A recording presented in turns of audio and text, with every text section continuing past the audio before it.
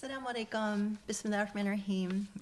We are here today to have another great conversation with another exceptional convert. Last time we were here, I had a chance to interview my really dear friends Witsky and Joe, and today I am so blessed and excited to have a conversation with my dear friend Hiram, another exceptional convert.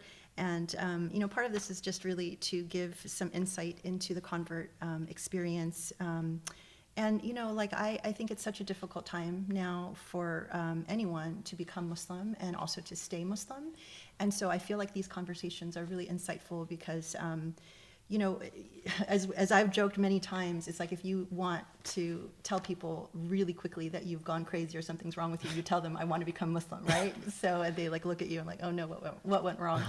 But the fact that God continues to bring really exceptional Muslims or people to Islam, to me is a sign that there's still hope and that there is something really beautiful here. And so I'm hoping that in this conversation we can kind of hang out, get to know your experience, because you've had some really incredible experiences. And just really humanize what it means to be Muslim. So if I know that Hiram and I met because you were our intern here at Usuli a couple of summers ago, and I think the coolest thing was just knowing that you had converted while you were at Harvard Divinity School. Mm-hmm. So that was your first year, right? You had just finished. It was. Yeah. So were you surprised that you converted at HDS? Not at all. Really? Okay, tell me what's why. Well, I think when I went to HDS, it was really kind of a monumental turn for me in terms of establishing my own foundational beliefs in religion. Not only just religion, but just my own religious conviction. There's just so many years of just doubt and speculation about my own core beliefs of God and how I fit in this world, right? Right. And I feel as though being at Divinity School kind of gave me that outlet to really kind of explore what I really believe. Cool. So tell us a little bit then of just about your background. Where are you from? How old are you, if you don't mind telling? And just kind of what was your faith experience growing up? What got you to that point? So I was born and raised in Detroit, Michigan. I was baptized in the Lutheran Missouri Synod church. When the German Lutherans, came to the U.S., there was a split between those who interpret the Bible from a literal perspective versus those who were a little bit more not as literal. And that split had the Missouri Synod and the other synods of Lutheranism. And in Detroit, Michigan, I was part of the Missouri Synod sect, and unlike many converts who they're not particularly as invested in Christianity from the beginning, and kind of either slowly became very discouraged with religion, or weren't as invested, I was, from the get-go, extremely invested in Christianity. From the time you were a kid? Oh, yeah, definitely. And when you say synod, did you say synod? Synod, yeah. Oh, okay. I don't know that word. Yeah, it's just a normal Christian word for sect or a split. Oh, got it. Okay. Something along that lines, yeah. All right. Sorry. Go ahead. No problem. Yeah, and so unlike many converts I've encountered, I was very invested in Christianity. I just remember being in the pews and hearing about the stories of Moses and the stories of Noah and even the book of Genesis and just all these stories that I really enjoyed. From how old were you when you were first, if you remember, captivated with those stories? Were you a little kid? Did your parents take you to church all the time? Yeah, my parents took me to church all the time. I was really captivated, even from as far as I can remember. Even to the point where Mormon and Jehovah's Witness missionaries would arrive at our door, and I would be so interested in wanting to talk to them and wanting to hear about their own beliefs and what do they think about God and things like that. That's so cool. How old were you when you invited them in? Oh, I was 10 years old. Yeah, much to the chagrin of my mom. I was going to say, what did your parents think of that? Oh, they're no, that's not really what we want out of this visit, Right. Oh my gosh. But one thing that really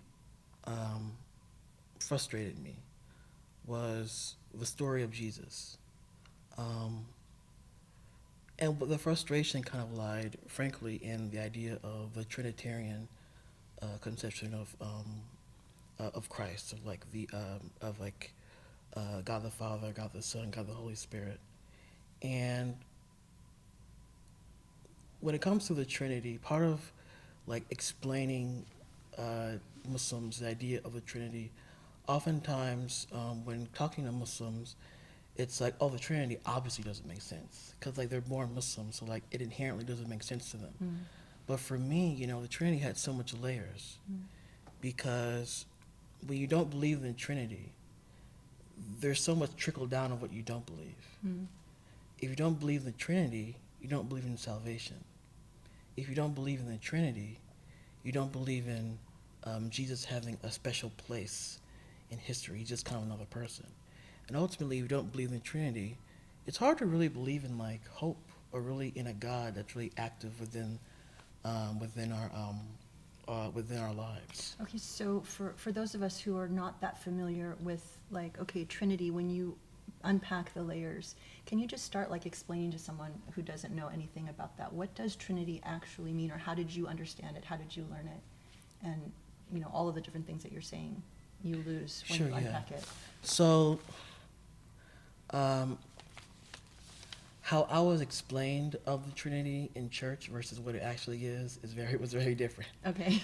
Like You can tell us often, both. like the typical way of explaining the Trinity, kind of either if you're in the church or just in Christian settings, is explain it in a very interesting way of trying to relate it towards like something like water. Water in its liquid form versus water when it's solid and water when it's evaporated, kind of in the air. Mm-hmm. It's all water, but in three forms. And that was kind of how it was explained to me. And that's kind of like the vague kind of concept. But when it comes to the Gospels in particular, I was dealt with a lot of theological explanations for the Trinity that really didn't resonate with me. And often I found that the gospel accounts, as great and wonderful as they were, conflicted with the Trinity in ways that I kind of saw that kind of didn't really submit belief into it. So when you got into the more theological explanations for Trinity, what were you told, or what did you understand, and what was it that didn't make sense to you? So, so after Jesus died and was resurrected, and years after Christianity really suffered through the plight of being in ancient Rome, and as Christianity was gaining popularity, of course, with the disciples and the Apostle Paul, there was many splits between the nature of Christ, Christology, what it's called. There were some Christian sects who thought that like Jesus was a little bit lesser than the Father, but still divine in some way.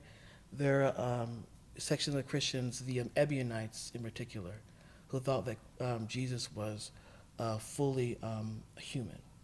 And then there are other Christian sects where it's like Jesus is divine alongside kind of like a Godhead of Jesus, Mary, and God the Father. Just many different ideas of Christianity. And it came to the point where this event called the Council of Nicaea, Mm-hmm.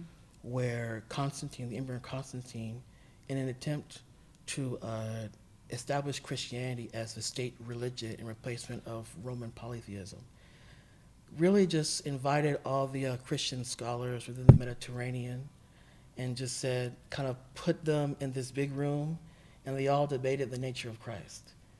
And eventually they came up with this theology of God the Father, God the Son, God the Holy Spirit. However, the Son is not the Father, and the Father is not the Holy Spirit. Mm. And back then it was kind of like three personas of the same Godhead. So it's still monotheism, but it's on a certain scale of monotheism. And eventually that stuck, and it really solidified the Christian message. So that was what you understood when you were really digging into the theology, but then you also had an issue with that. So tell us about like when you were unpacking that, or what were some of the issues that you had growing up with this whole concept? Well, I want to start by saying, I really love the Gospels. I think they're amazing. And when you say the Gospels, are you talking about like a certain portion of the Bible, or are you talking about the Bible? Because, for those who don't Yeah. know. So,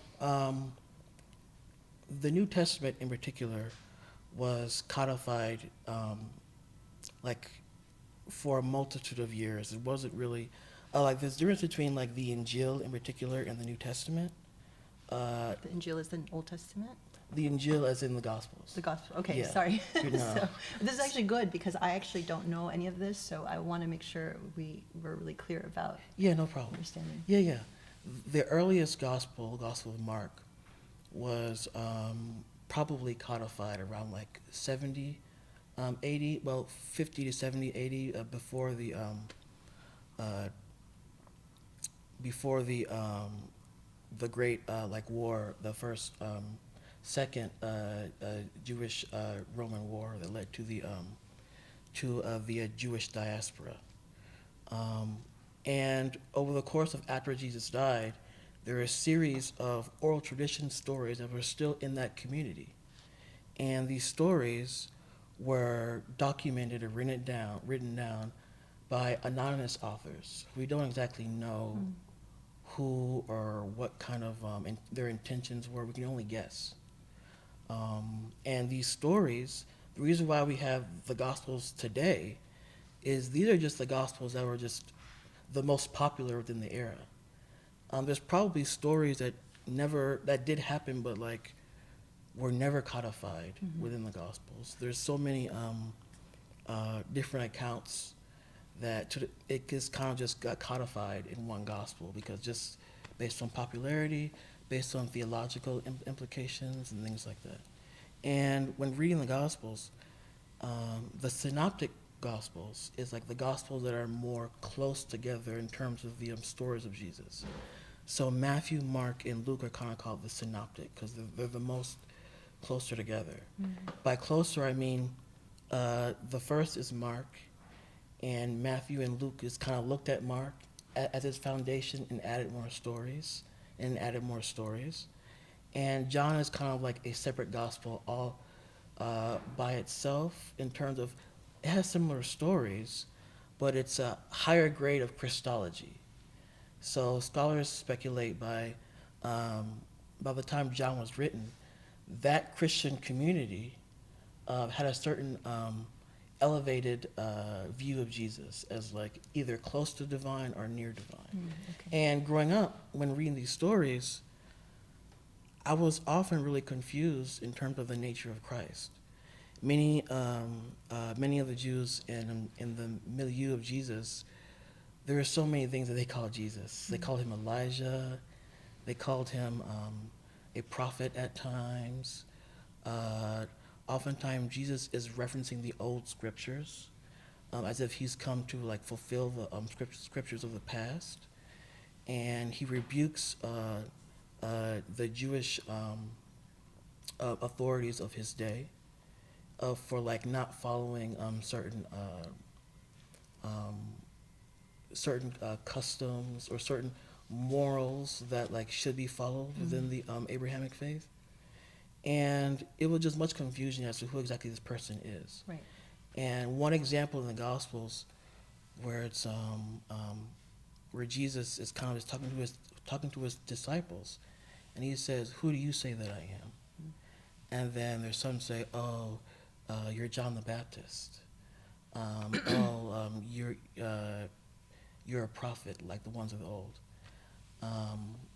And then there's one disciple that says, "Oh, you're the Son of God who's come to redeem the world." So this is paraphrasing, by the way. But the point is I'm trying to emphasize is like there's so many conflicting ideas for what Jesus is, and it really frustrated me. And one instance that really frustrated me was the idea of the resurrection and the ascension of Christ. Because even when reading the gospel accounts, they just, there's there's like different versions of what actually happened. And if you don't believe in the Trinity, it's a little bit kind of difficult to reconcile that, of him resurrecting or if he didn't. So oftentimes growing up, when being in the church, I'll tell myself, you know what, I'll get it eventually. It'll make sense. The Trinity. Yeah, the Trinity, it'll just make sense. If I just stay in church, if I just like do what I have to do, all of a sudden it'll just click. Right. So for years, I just kept being in the church, kept doing things, kept trying to like believe, but it never clicked. Interesting. So that's what then prompted you to consider, well, you went somewhere else for undergrad, right? Because HDS is graduate school. I did, so yeah. Well, What really prompted me was I actually did confirmation classes when I was in middle school. okay. It basically when you're like confirmed to the Lutheran Church and you believe in certain rites. And I remember like being really excited, like raising my hand, asking questions that I don't know, just being interested in like knowing more. Yeah. And at one point, my pastor like pulled me aside and said like I was asking too many questions. And, yeah, and like you're making the other kids like really frustrated and like you're acting like, kind of like a know-it-all and things like that. And that kind of frustrated me, and really kind of made me sad. Yeah. And So you felt like you had a quota, like you couldn't really ask. Yeah, as much exactly. as you Yeah. wanted. And did you find that the other kids were also, they were frustrated, or were they like just, you know? I think they were just amused at like how I was so interested in this, and Yeah. they're just kind of here for the sake of like Right. kind of just doing what you have to do in church. Yeah. Because most kids, they don't really, I mean, they do because they're supposed to, but they're not really that engaged with trying Yeah, to figure out, yeah. I was like weirdly engaged. Like, wow, you're really interested in this, huh? Okay. And so when you went to college, though, because where did you go to college? So I went to Morehouse College. Okay. Morehouse is known for like just years of like really establishing the humanities department in particular. Most specifically, like the religion and philosophy department. Oh, okay. I majored in philosophy, and I was also part of the chapel assistant program, who it's kind of like an organization that is really dedicated towards producing black preachers and black okay. leaders within the religious context. Yeah. And, you know, it was a huge cultural gap for me. Why Because is I was that? baptized in a German Lutheran denomination Okay. in Detroit, Michigan. Okay. And from my shock, so in Detroit, you know, it's primarily African American. So even though this was a German denomination, primarily the congregation in the church that I was baptized in was black and Latino. Oh, interesting. So I'm going from that context, and now I'm stripped of that, and I'm in this like Southern black Christian context. Right. Interesting. And it was just a huge kind of shift in terms of like just church practice. Interesting. So is there a lot of difference between, so there's church culture, church practice, but what about theology and belief? Do you mean in terms of like the different Well, I mean, like, so when you went to Morehouse and you were then, you know, part of this program, did you find that you shared sort of the same, I mean, plethora of beliefs with a lot of different people, so that wasn't really an issue? Or did you find that there was a big difference in sort of the, you know, underlying what you were raised with versus what now the culture you were in, like, practiced and believed? Yeah, there's a multitude of differences. I mean, tell us like about like your, so once you get to Morehouse, like how did that affect you and your like now, you know, engagement and your questions and your whole like journey, Oh, I see, I right? see. So So my first year of Morehouse and working with the church, I was really encouraged and excited because the dean of the chapel, Dean Lawrence Carter, he was very welcoming of like different philosophies, different theologies, and very open for reinterpreting Christian theologies and just certain philosophies that we're kind of embedded into.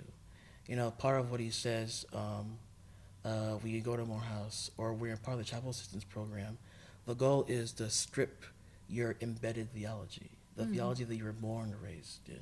Interesting. And throughout being in Morehouse, the goal is to like cultivate a theology that you believe in, and you really kind of stick to. And that frankly, that message stuck to me. Yeah. And I just remember like really being inspired by him. That's and great. I would go to we had these weekly gatherings called Thurman Thursdays, where this has been there like a staple for like at least like 40, 30 years now. And where like each cohort of chapel assistants would just like be around Dean Carter and talk about either theology or current events or philosophy. And it was just like kind of like the highlight of my week, just going over there and just hearing for what people had to say. Now, theologically and academically, like it was very stimulating and very engaging. Now, when it comes to the actual chapel assistants themselves, it was really difficult for me. Why? I couldn't really express myself in terms of how I really feel about Christianity, because a lot of my chapel assistant peers were very kind of grounded in Christianity, like black church culture in particular, and were really kind of their conviction was strong in terms of like the church itself.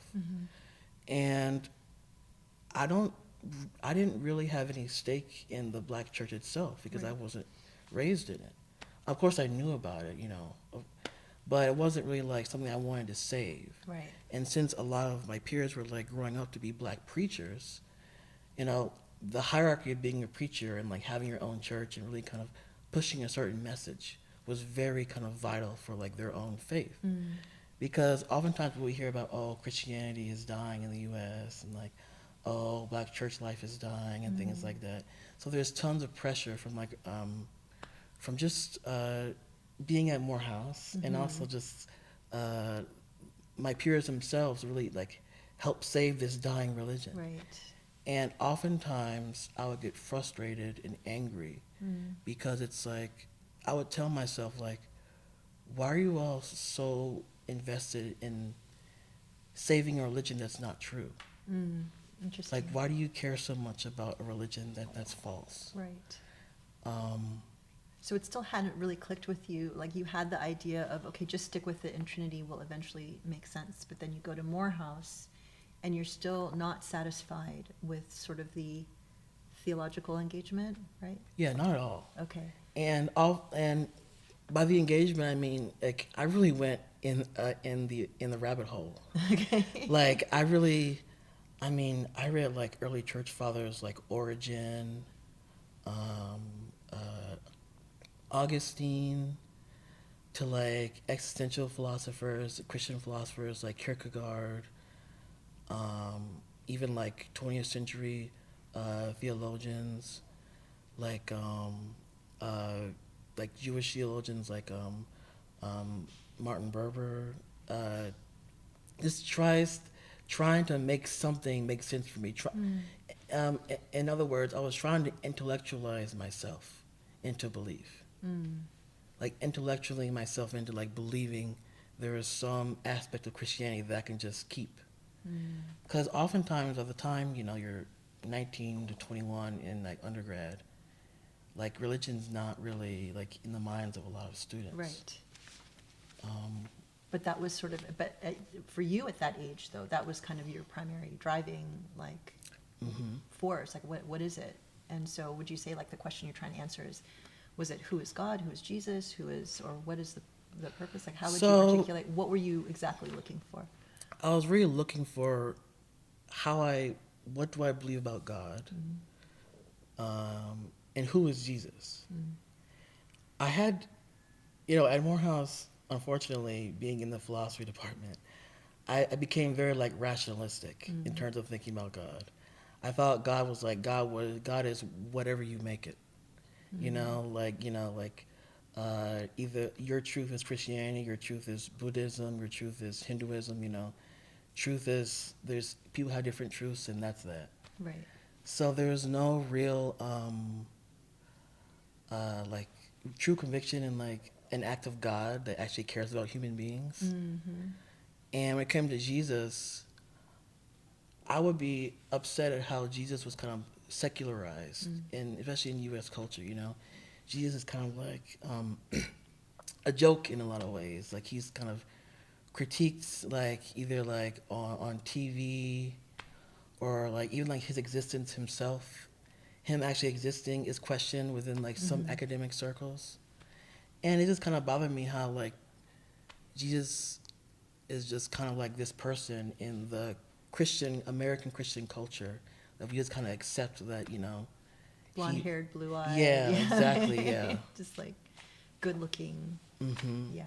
And when it comes to Jesus too, another thing that I had a bit conflict in with a lot of the chapel assistants is like the idea of the race of Jesus, because the idea of Jesus being, as you said, like blonde haired and blue eyed, it really kind of establishes a sense of like white conceptions of Jesus that really kind of corrupts Jesus' overall message. Right.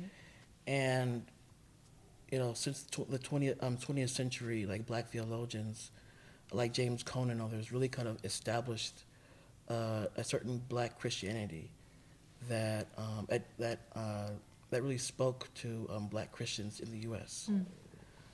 But in my case, I was like, even if Jesus was white or black or Asian or what have you, you're still worshiping him.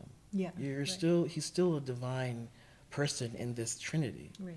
So yeah, you can make him a certain race, but you're still worshiping him. So You're still worshiping another human being. Exactly. Yeah. So I didn't really kind of like connect with that critique as much. Right. So at that time, like, a lot of times here in this space we talk about like, the approach of intellectualizing God versus actually developing a relationship with God where you actually feel connected. Like where were you on that sort of scale? Were you more like on the intellectual or like at Morehouse or? Well, I mean, I guess, yeah, when you were at Morehouse and maybe, and we'll get beyond after you graduate from Morehouse and go to HDS, but did you feel like you had a strong relationship with God? Like, Not as at an all. intimate God? It was Not more at an all. intellectual engagement. Not at all. God was just this abstract, kind of demiurge, kind of like Greek idea of a God where it's like he just kind of just like painted this Picasso of like of life and kind of just dumped us all into it. Okay. You Said know, like go. yeah, like you kind of figure out life for yourselves. Right. There's no real engagement, but I was more kind of interested in like making sense of God, like outside of academia.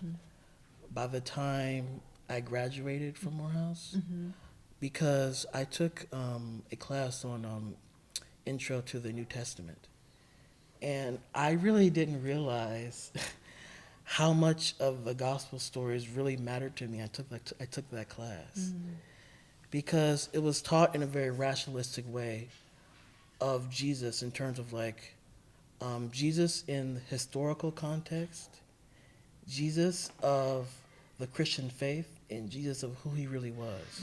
And what I mean by that, just for further explanation, is in 20th century academic circles, oftentimes, in order to conceive of who Jesus was, as academia became more and more secular, there is this idea of Jesus in terms of the historical critical method of Jesus, of kind of like creating a historical construction of Jesus outside of like Christian sources, without using Christian sources. Right.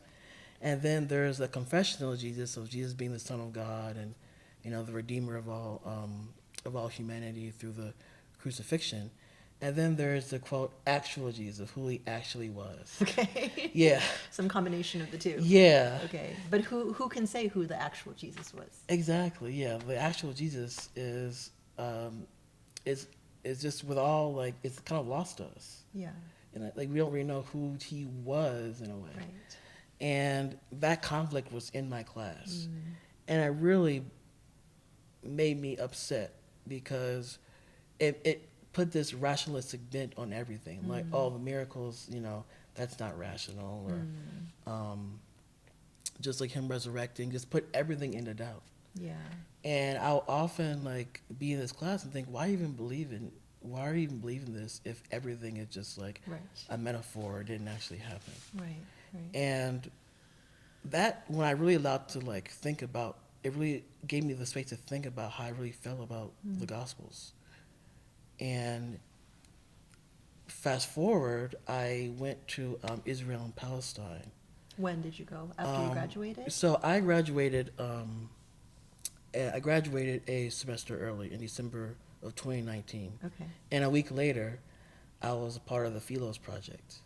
What's the Philos So the Philos Project, so they market themselves as an organization where like they take Christians from different universities, typically universities that are like very Christian, white evangelical Christian bent. Okay. And they kind of say, oh, like this is you're coming home to Israel, or like like kind of like a way of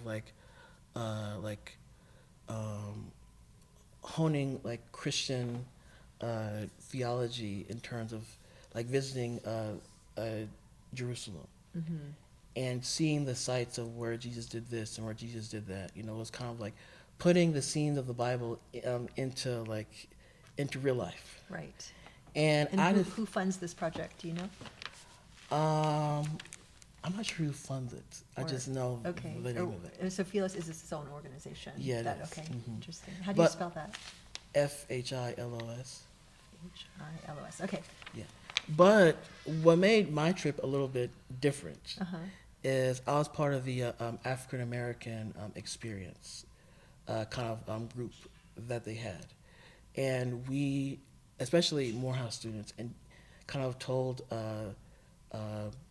the program director that we really want to see Palestine. We want to see like the inner conflict between the Israeli-Palestinian conflict. Wow. And there was a lot of it was intentional of going to these places. But for me, I wasn't that all invested in the Israeli-Palestinian conflict. I had no real knowledge base about it. I just kind of just saw an area where people were fighting over just resources and land and religion, a combination of many things. So in my case, I kind of went for the sake of seeing the Christian sites that I was born and raised to believe in all my life, to see actually for my own eyes. Right. So when I got there, it was also a really big of a culture shock. Yeah. Because my group, the bus group I was in, was all like similar to my peers in the chapel assistance program, was all Black Christian. So they were all part of either AME Zion or Southern Baptist or AME, very kind of Black Christian oriented. And I didn't connect with many of them at all. Okay. I went to many of these sites, the Garden of Gethsemane, where Jesus prayed before the Roman centurions came to present him in front of Pontius Pilate. Other instances of being in Capernaum, where Jesus was supposedly where he lived, and just going by the Church of the Holy Sepulchre, where the crucifixion happened, and just seeing just all the different sites. Right. And for many in my group who really kind of felt the spirit or whatever, that Well, whatever tell us, they felt. So you mentioned a lot of names of the people that you were with, or the groups that you were with. What's if you would describe them just really quickly, what do you think was their orientation, or what was their evangelical? So the groups overall were pretty white evangelical. Okay. But our group was very Black Christian focused. Okay. And how would you describe them? It was like them or us. No, not the white evangelicals, the bus that you're in. Oh. Yeah. Oftentimes I kind of thought they were kind of wondering why I wasn't as invested Okay. as they were. They were into the saving the Black church and saving. Yeah, Okay. but a lot of them Well, there was a few that were like divinity school students, Mm. but a lot of them were students like just black students from different universities that just kind of wanted to see Mm. the sights of Jesus. Okay. It wasn't really like the pastoral kind of aside from the divinity school students, Right. but they just kind of wanted to go to Israel. Like, Yeah. you know, they've heard their entire lives, like, Zion, the land of milk and honey. So, Okay. so from that perspective, I really kind of resonate with them. Mm. But what I didn't resonate with was like, you know, just instances of just being on the bus and like people kind of blasting gospel music or church music that I don't really care about. Yeah. And I'm just kind of sitting there because trying to endure kind of like the Christian hullabaloo until we end up in a different in a different part of Israel that's interesting. Yeah. Uh, and yeah, I was very dismissive of a lot of it. But regardless of our group, the overall kind of groups of the white evangelical, that was also a big tension Mm. because keep in mind, they did not go to Palestine. Mm. It was just our group that went to Palestine. So you were actually able to get to Palestine? Yeah, I did, yeah. Okay. And what was that like? I mean, like you go in Palestine and you see like these contraptions that are on top of people's houses that the Israeli government like controls their water. Mm. Just walking like through the checkpoint, just seeing that really kind of threw me off. I mean, how did you, like, so what were you expecting and what did you see and how did it change? I didn't your expect anything, Okay, so, but what I did expect is some level of infrastructure difference. mm. Because when I was first in Jerusalem, I kind of noticed how Jerusalem seemed like a very like mix between like infrastructurally a mix between like kind of like the U.S. like skyscrapers and like the Middle East in terms of Okay. like the infrastructure of buildings and things like this. Right. But it wasn't. Aside from that, I had no expectations. Yeah. And I go to Palestine, and aside from the contraptions on the houses, just seeing like the state of Palestine, just walking around compared to Israel, just Well, can you describe a little bit of it? Because like I've never been to Palestine. I'll So- probably never go to Palestine. Like, what do you remember seeing and how did you I feel remember about it? walking in Palestine and seeing the big wall that separates the first area of Palestine, and just seeing kind of all these graffiti of different figures and different like revolutionaries. Like I saw like James Baldwin on there. Just like it was very active, Mhm. and this is like part of my Western conceptions of the Middle East that I was presented on CNN and things like that, Mm. where it's like there's just this idea that folks in the Middle East are very kind of just accepting of the oppression, like they're kind of sitting there and doing nothing. But when I walked in Palestine, it was a very active area. Like it wasn't like this area where like people were just submissive and this kind of Orientalist way Yeah. of conceiving the Middle East. It was a very kind of engaging environment, Yeah. and particularly, we were scheduled to have a meeting with one of the refugee leaders some of the Palestinian refugee camps, and hearing his story was really eye-opening. He talked about like the state of the refugee camps, like the state of the Palestinians, and kind of how they're dealing with this oppression. And I was really revved up in terms of just what he was saying, and I remember he would emphasize how being in Palestine really is like this hotbed that promotes so much anger and antagonistic views about just the West or just Israel in particular, eventually, like there will be some kind of impasse, like some kind of break, Yeah. and it's ultimately just unsustainable Yeah. and a moral, um, just a moral tragedy, really. So how was your reaction to what you saw compared to some of the other people that you were with? Like, did you notice that, were you all sort of shocked by what you saw, or were you like, and also I wanted to ask you about, I know you said you had a very interesting experience when you were in Israel, like, relative to some of the people you were with. Maybe you could tell us about Yeah. that. So, um, I think I think if you're Muslim, it the Israeli-Palestinian conflict really hits home. Mm-hmm.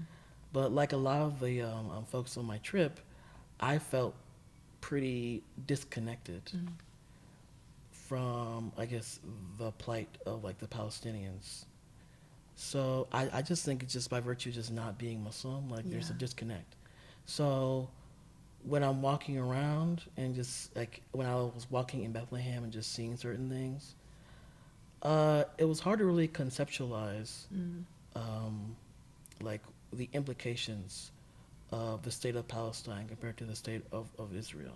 Well, why did you guys want to go to Palestine when no one else Well, wanted they wanted to see it because there are some that are in the group that are very like pro-Palestinian, to? Okay. and some that are very kind of had a very anarchist tint towards. Okay. Yeah. So Okay. and I was just in my case I was like, well, um,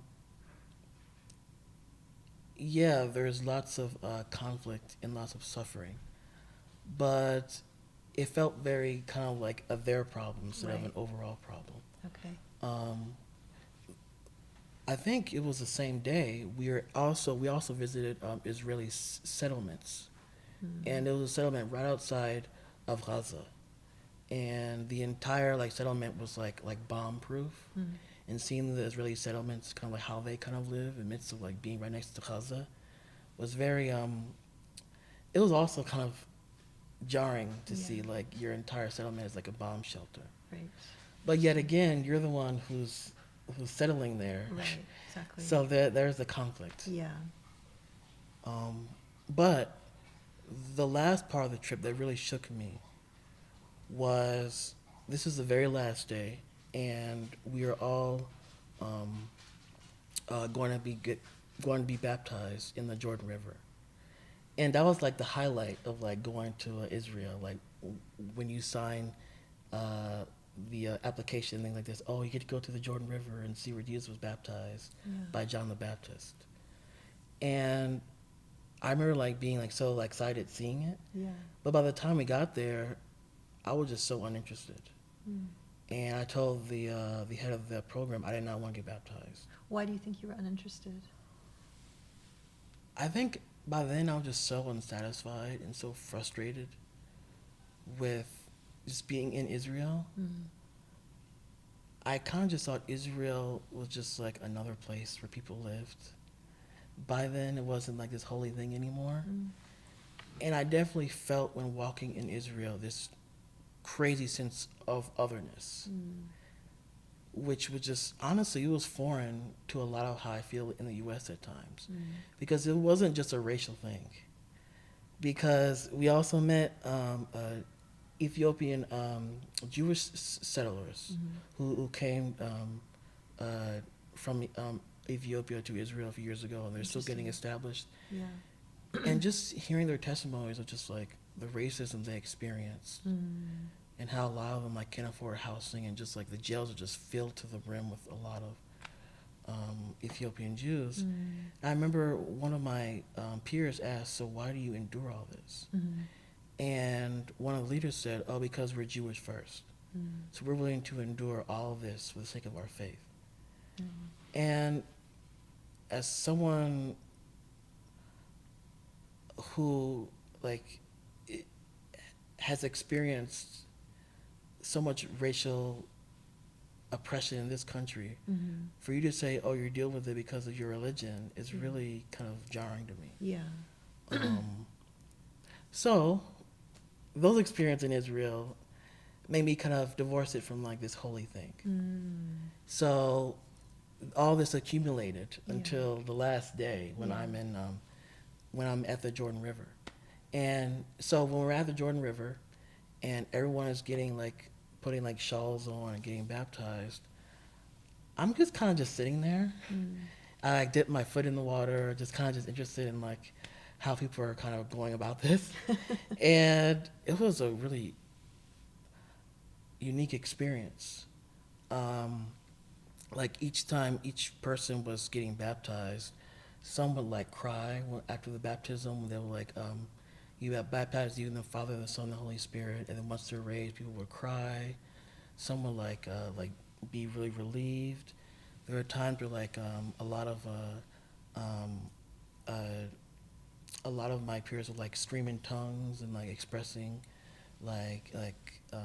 gratitude for the Lord and things like this. When you say speaking in tongues? So speaking in tongues is a Christian practice, particularly in Pentecostal denominations, that so in the New Testament, when after Jesus ascends into heaven, his followers are trying to spread his message, and speaking in tongues is evident in the New Testament because kind of that the story as the narrative goes is like God gives the disciples and the apostles the power to speak in different languages. So as they're going throughout and spreading the message of Jesus, they can be understood by one another. So Pentecostalism takes this practice of speaking in tongues. It's existed in other denominations and other sects, but like it's more popularized now in the Pentecostal denomination, where it's like when you're speaking a certain language or like a certain kind of tongue, you're kind of like invoking a certain secret power. Or when you're speaking in tongues, it's kind of like I'm trying to translate this for the Muslim context. Yeah. It's kind of like having a certain language that only you and God can understand, only God can understand. It's a very kind of esoteric way of thinking. But is it an actual language that you like? So, or where does it come from? Like when you say, okay, they came out of the water and started speaking in tongues. Well, is it something they learned, or is it something that they? It's just kind of like spontaneous utterance. Okay, so it's just is it personal? Something between you Yeah, and God? sometimes Okay. it's personal, sometimes it's communal, sometimes it's relatable in a way. Okay. But it's very, it can be very contentious in certain Christian circles. Okay. Of it being like, oh, like that's nonsense. It's not actually invoking any kind of tongues. Like that's the critique sometimes. Is that something that you learned somewhere, or does it just like would everyone in the Pentecostal church speak in tongues in the same way, or is it that it's individual, like you just emit whatever sound you feel at the moment? Like I don't quite understand. Kind of whatever sound you emit at the moment. Okay. Wow, this is really hard to explain for. Well, Yeah. because when I've heard the expression speaking in tongues, a lot of times, when you watch horror movies, it's kind of like a demonic kind of thing, right? You're possessed, no, right? no, But it's no, not. That's no, not no. what It's we're talking nothing like about. that. It's more. Yeah. But is it an actual language? Is it something that you learn, or is it something that it's just like, okay, when you feel like connected to God? Yeah, it's kind of like where you're kind of Okay. in the frenzy of the moment, and you're Right. it's just kind of like Okay. you utter something, and it's kind of like, oh, it's this divine connection. Okay. Yeah. And I was like kind of blown away Yeah. at how I knew about speaking in tongues, but not in the context of like someone being like caught up in tears and just speaking in tongues. It was just I could tell that this person is having a religious experience that I am not having. Right. And it wasn't just me, just everyone around me was like crying and tearing up and just really kind of getting amped up, and I was just like totally cut off. Yeah. And I remember going back to the hotel and everyone kind of explaining how they felt in that moment, and people having like come to Jesus moments where like they reconcile, and like I didn't have any of that. And I remember just feeling so like dead, spiritually dead. Interesting. Did your when you told the pastor that you didn't want to be baptized that day, was It wasn't the pastor; it was the program leader. oh, the program leader? Yeah. What was that was fine? Or Yeah, were it was Were they fine. kind of like, okay? Yeah, it was fine. Were you the only one that didn't? I think it was me and a few other like me and four other people. Okay. So when you came back and you didn't feel anything, did you feel like, well, what happened after that, I guess? So, so once I was on the airplane back to the U.S., like just thinking about my experience, I was just frustrated. Period. I was really angry. Not just the spirituality part. Just the Israeli-Palestinian conflict frustrated me. Israeli society frustrated me. Palestinian society frustrated me, and it really just felt like kind of hopeless. And this continued to my first year of HDS, and I remember my first class. It was a class on ministry, and you're kind of brought up to like express like your faith and things like this. And I remember saying like, I'm Hiram Jackson. I'm doing the Master of Divinity here. I'm 25 years old. The Master of Divinity degree is the degree that typically Christian pastors get for a church, but now it's a lot more interfaith, not just at Harvard, but like in other schools too, for like church authoritative figures, either like a chaplain or things like this. And a ministry requirement, or the class Intro to Ministry Studies, is a requirement for the curriculum. And I was called up to say, intro, this and that. And I said, I'm Hiram Jackson, yada, yada, yada. And at this point, I feel completely disconnected from Christianity. Wow. And, Oh my God, yeah, mic drop moment. Yeah, and then people were like, okay, all right. Anyway, let's change the subject. So someone else said something like, oh, I'm part of a Unitarian Universalist denomination. Just anything else. And I was surprised that it came out of my mouth. But it was just being honest, like, what more can you do in a school of religion, Wow. Okay, so then what happened? I know you also took a class on the Quran, right? So, oh yeah. So my engagement with the Quran actually went back in undergrad. Okay. I took a class on the Quran and the Bible, but it wasn't necessarily the best class, because like my professor didn't even know like Arabic. He was just kind of reading from English translation. Oh wow. Okay. So a lot of it was like, but it was like an intro class of like, oh, but Muslims doing this, but it was primarily like the 5 pillars and things like that. So when in terms of the Quran, I had no real engagement with that until HDS. But even before the Quran class that I took in the fall of my second year, my first year I took a class on angels by Dr. Kimberly Patton, and it was a class on angels in the Islamic, Christian, and Jewish traditions. And I remember the first instance when Islam was mentioned, because we actually read the Quran and Hadith a lot in the class, was the concept that I really resonated with, the idea of fitrah. The idea of intuition, like having each human being has like this sixth sense of like believing in the divine, but not just human beings, like even like trees and animals kind of have this sixth sense to some degree. Right. And I kind of really like, wow, that sounds great. And I got more into just understanding about angels and like noticing that these concepts were very similar to what I grew up with. Like almost at times it was very different. At times where like it was instantly kind of made sense to me. And the times where it was very different was like how angels functioned in Christianity compared to Islam. And how's that? Just the idea of messengerhood and what an angel does as like a messenger of the revelation. Like in Christianity, someone like Gabriel comes and delivers the good news to Mary that like she's going to have a child and he'll be the anointed one. But it's not, angels typically come in certain contexts where people are often unsure kind of who they are. They either manifest in like different kind of forms and things like this. There's no real like consistent theme of like what an angel does or like what they're supposed to do, because the Bible overall are narratives. So like the narrative depends on like certain kind of angels. There's a whole like angelology of like different angels, like the cherubim and the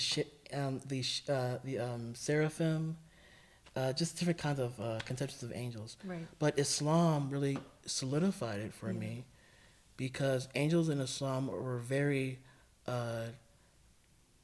not particularly what I conceived of angels growing up. Yeah. Like angels typically had just like looking at Islamic art, Persian art in particular, they had like multicolored wings, and it was very a mixture of like animal and like human figures. And one passage in the Quran that I read in this class was a scene where all the angels are bowing down. God commands the angels to bow down in front of Adam, except for Iblis, because he is of the jinn. And that's when I got into jinn, and then wondering what exactly is this thing called a jinn in relationship to angels. And more and more I investigated about Iblis, like his relationship with angels in a way, because I grew up thinking that the devil was like a fallen angel, Right. and the core difference between angels and Christianity and with Islam is like angels have no free will, like they must obey God. Right. In Christianity and angels betray God like in many different contexts, you know. So like having that hard line standard of angels was very different. Yeah. But for Iblis in particular, I found it interesting how Iblis was a jinn in Islam, because by making Iblis a jinn, it's emphasizing that he has free will. Right. So he could have obeyed God at that point, but he chose not to. Right. And Iblis as a concept, or just the idea of Satan as a concept, also intrigued me. Right. Because Satan in Christianity is like, he either has all this power over you or very little amount of power. Yeah. Like in Christian culture, you know, it's like, oh, the devil made me do that. Oh, the devil has power over you in certain ways. Yeah. But in Islam, Iblis only whispers into you. You know, it's like he can only like tempts, but it's you who ultimately makes the decision to give in to that tempting. Right. And that really kind of solidified like a good sense of like seeing human beings on an individualistic level, of like how their personal sins matter. There's nothing like controlling you to act in a certain way. It's always ultimately you and your own moral actions. Right.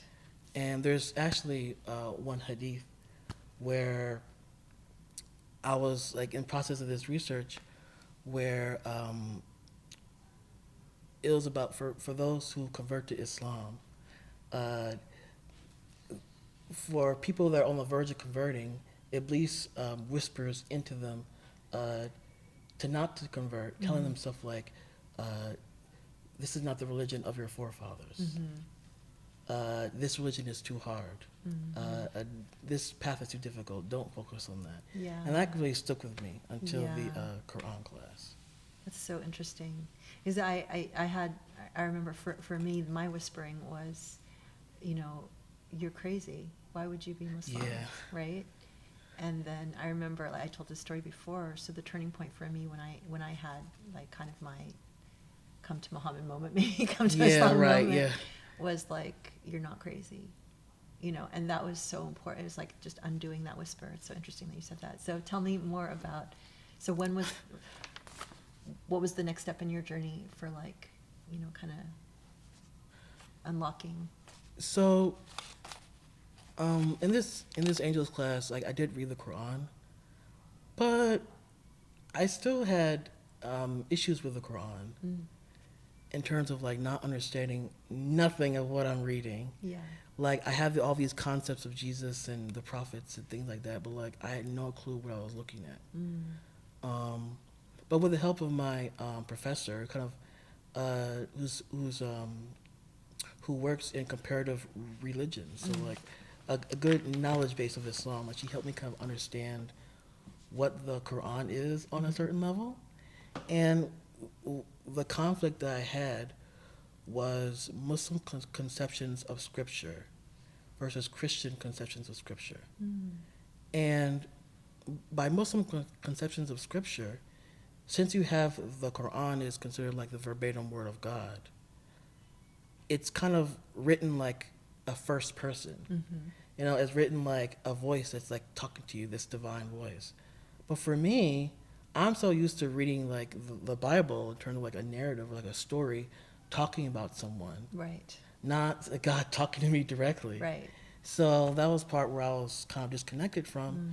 Other instances were like I would read like hadith or just any kind of narrative Islamic text, and after the Prophet was named, you know, the honorific sallallahu alaihi wasallam, I would think when I see the honorific, like, why are all these honorifics? Like, why are you like? I thought it was like prompting him in this kind of like divine situation. Oh, okay, right. Yeah, it kind of like putting him on like a higher plane. Right. Like what makes him better than all the other Right, prophets, okay. you know? Yeah, yeah. But there was just a lack of understanding in the initial stages. Yeah, yeah. Another thing was trying to get a sense of what Muslims really believed. And what I mean by that is like reading scholarship outside of like the Western authors of Islam, like really getting a sense of like Muslims who kind of write about their own faith and what they have to say about it. So when I did the Quran class, I told myself, okay, this class is going to be really intense. It was just a 3-hour seminar. So I told myself, okay, everything that I know about religion, just put it aside. Everything I know about Jesus or God or any of that, just put it on the side for now and just be open to anything. And I was like, whatever I decide by the end of this class is what I'm going to believe. So just put everything you know about Christianity, just kind of out of the way and just kind of just embrace Right. just the overall class itself. So what was the turning point for you? Like what? So the first day of class, I remember being really nervous because I'm like, oh my gosh, I just jumped into this class knowing, in my head, I'm like, oh my gosh, I don't know anything. And I remember like just this one 3-hour seminar, it went through a lot. Like we read Ad-Duha, Surat An-Najm, just the opening passages. Like remember like reading the very first hadith of like how the Prophet came to accept revelation on Mount Hira, and just oh my gosh, like within two hours, just all this information. Like what am I going to do with this? And I remember being so nervous, but by the end of the class, the one thing that kind of solidified like okay, I'm going to stay in this class is my professor in a PowerPoint. He put the Surat Fatiha and the Lord's Prayer side by side. Oh, interesting. As like a comparative. And I remember reading this side by side. I was like, wow. Like that's very similar, like extremely similar. Yeah. I'm sitting here thinking like it was just, Islam was like this like kind of other kind of worldly religion Right. that's like Foreign religion. Yeah, this foreign religion. But now I'm like, wow, like it was really intertwined in a way I didn't expect. So when I saw that, I was like, oh, thank God. It's something that I actually know. Like it's not like just devoid of my knowledge base. Right. And from then on, just being in class, but not just the class. I really, I think the divinity school gave us space to really ask any kind of questions about Islam. Just, With no quota. Yeah, no quota. So I remember being in class and just like asking like the most like controversial questions. Like give us an example. Like I remember asking about like something like uh, what is the evidence that the prophet received this revelation, or like, what's the occasion for this revelation, or stuff like, uh, why can uh, Muslim men marry Christian and Jewish women, but Muslim women can't marry? Yeah. Yeah, Oh, I'd love to get. yeah. I Yeah. remember asking that question, and then the whole class was like, "Oh!" But my professor sat down and answered it Yeah. right in front of me, and actually gave a really nuanced Yeah. uh, um, uh, answer of it. Yeah. And I was like, okay, that makes sense. uh, and there are other questions I thought was pretty amusing that I would never ask. Like there was one student who uh, the professor did a passage, all the many passages in the Quran where God's like, he's not crazy, he's not crazy, he's not a poet. Yeah. And he just kind of displayed it. And one of the students was like, is there evidence for the prophet having some sort of illness or something some Satanic sort of verses. satanic the satanic Right. verses. And I remember thinking wow, I wouldn't ask that question. Yeah. I would ask a lot of other different questions than that. That's not really interesting. But just to show there's a diversity of people in the class. There are some the Muslim students in particular wanted to know about the Quran. And there are the other students that want to know about the traditional ideas of the Quran. And there are, the good chunk of Christian students who did their treatise about how Islam doesn't make sense and blah blah blah. You get that Right. diversity, right? Right. And talking to the Muslim students in class, I was really intimidated, oh my gosh, let me not say anything stupid around them, this and Right. that. But I met converts that are in the class. And one thing that really shook me was wait, convert? As in conversion? You convert from one religion to another? You can actually do that? And, typically when you hear about conversion, in the Christian context, it's either they're born in a Christian context and they came to believe in Jesus and things like that. It was very kind of already in the fabric of society. But for these converts that I met, they jumped from one religion to the other in such a drastic way. Yeah. And I met one convert. She converted from Judaism to Islam. Oh, interesting. And wondering oh my gosh, that's a huge jump. Yeah. Are you okay? And just hearing about her story and how that kind of resonated with me. And just during the halakas that the Muslim students at HCS would conduct for themselves, I remember deciding to go to one of them. Yeah. And I knew all of them because just seeing them around HCS, but I never Right. seen them in their own worship space. Yeah. And one of the common friend I mentioned just offered if you wanted to come. I remember sitting there being wow, I have no idea what's going on, but it's cool to see them kind of Yeah. engage. And from the Quran in particular, though, I was still at an impasse of trying to get a sense of what this is actually trying to say. And we were assigned very Western academic notions of the Quran, and I was not invested or interested in that because I want to know what Muslims say about the Quran versus just some typical Western academic. That's so fascinating because in Islamic studies departments and stuff, the vast majority, the attitude is you can't really trust Muslim scholars, Yeah. right? You have to go at it from, from outside. That's a very secular approach. So it's really interesting that you were no, I want to know what Muslims have to say. Yeah, because I think the Western scholarship was important because if you think that Islam is derivative, it's just some phenomenon that's derivative from Christianity and Judaism. Of course, they're going to present it in a way that's that's very kind of third person, very kind of divorced from the faith. Yeah. So it's a lot easier to write about Yeah, the yeah. faith that you're divorced from. And when I signed these readings, I was just okay, this is just I remember thinking these people have no real stake in the Exactly. religion. Right. But one assigned reading that I read was Fazl Rahman's Major Themes in the Quran. And I remember like the first chapter was on God, and just this rush of just truth just like came to me when I was reading this chapter, Wow. and just really, it really kind of solidified the Quran being a revelation from God to humankind, because God wants humankind to know their Creator. And that's kind of this overall kind of like Yeah, cap it's of what the beautiful. Quran is. Yeah. And I remember reading that like, wow, that's what this book is about. You know, like that's what it's about. That's amazing.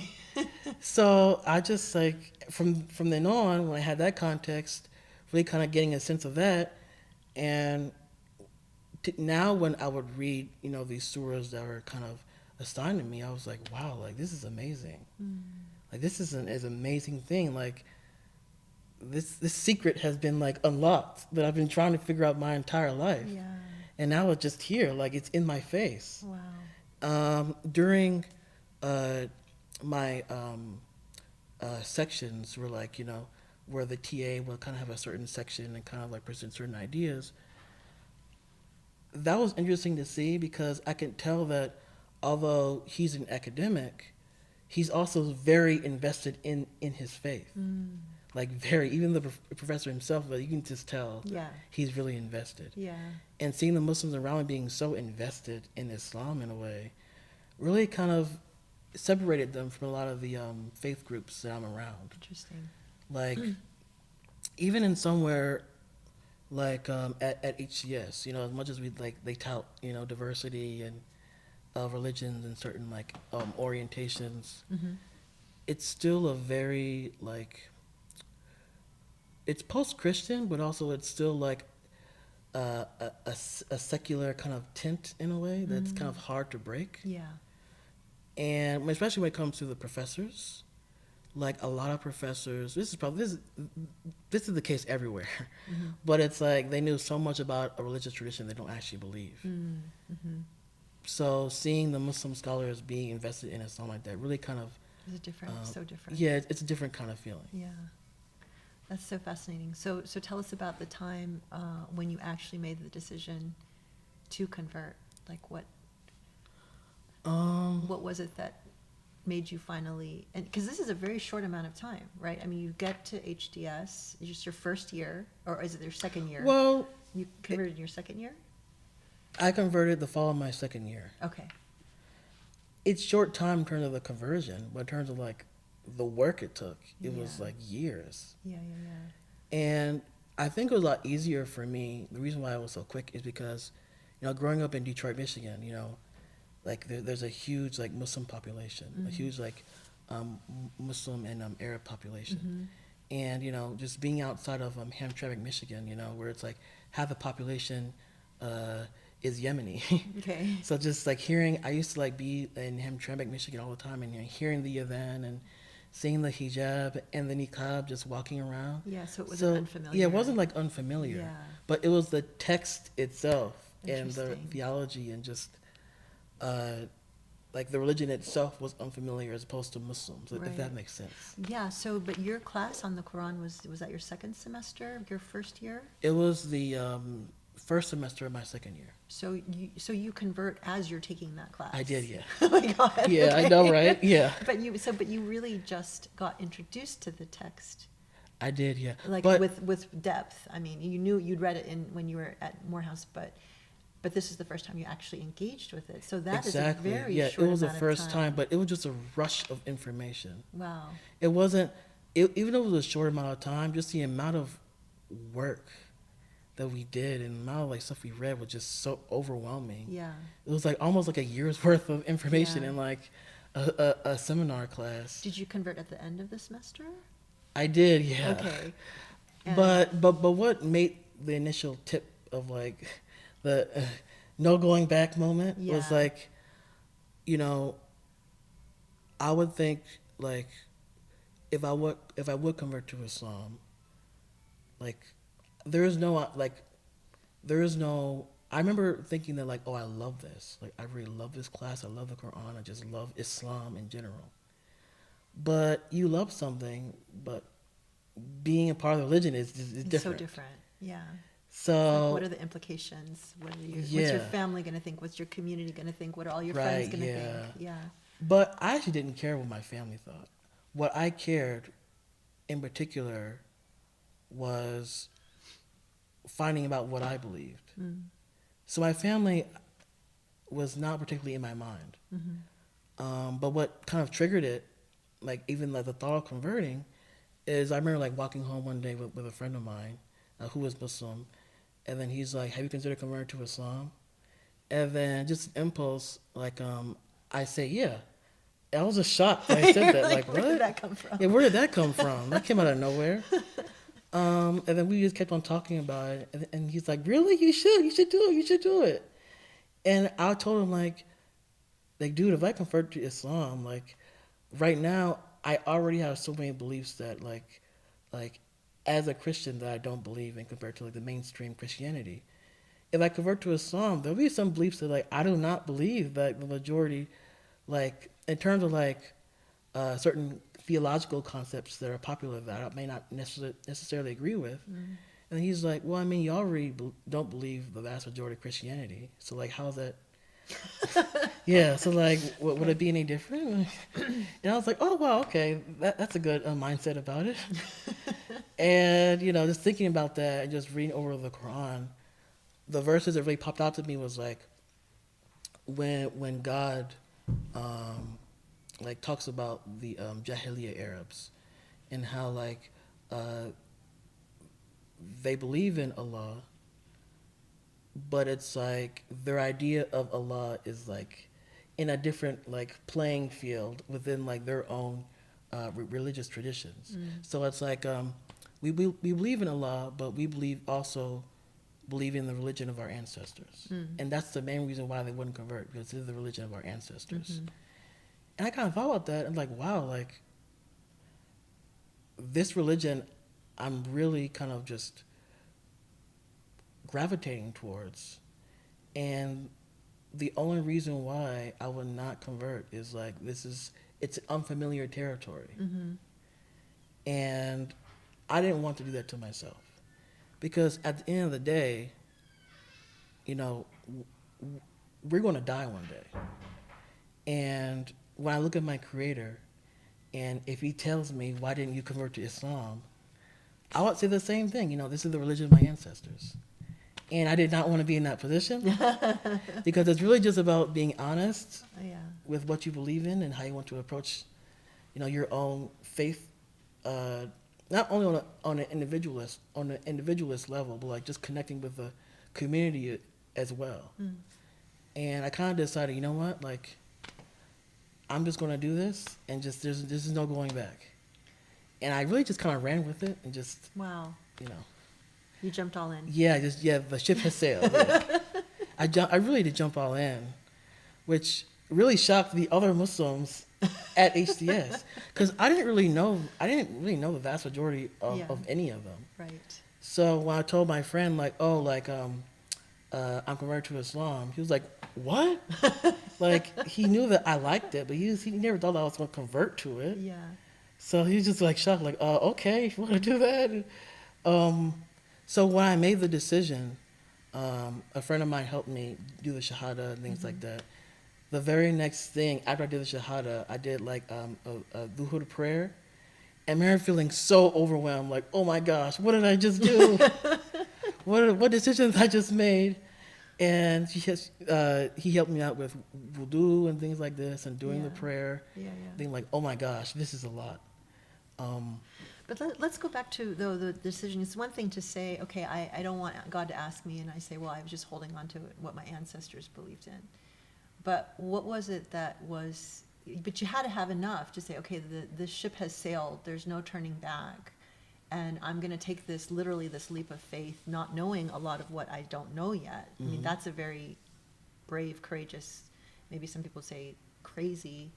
It's definitely crazy, right? but it's a good kind of crazy. Good kind of crazy. Yeah. I mean, well, I know it's good kind of crazy, but it's like, you know, but so what were those things though? Because, you know, you had to have something that you felt, okay, I don't know all that other stuff, but I know this, and that's enough for me to let go of what I had before. Like, what was it like?